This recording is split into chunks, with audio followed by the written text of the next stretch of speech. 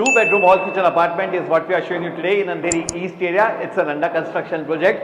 As you enter, you have the nice, lovely L-shaped living and dining area over here. As you can see, it's a very nice and spacious two-bedroom hall kitchen apartment. You also have the balcony over here from the living area itself. And the beauty of this flat is that the living area, the balcony area, you see, this gets connected to your kitchen area so that you can have your washing machine over here in the back space as well.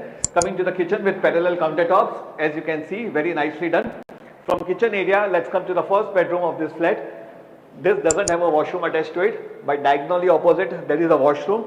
Here is a space for common washroom, as you all can see. From common washroom, let's come to the second bedroom, which is the master bedroom of this flat. The washroom attached over here. Very spacious bedroom the developer has made.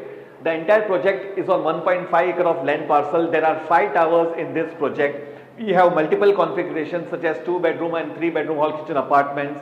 Amenities include splash pool, gymnasium, garden and much more. For carpet area pricing and other details, please see the description box. Kalpesh Thakker from Jishnu Realtors. Thank you.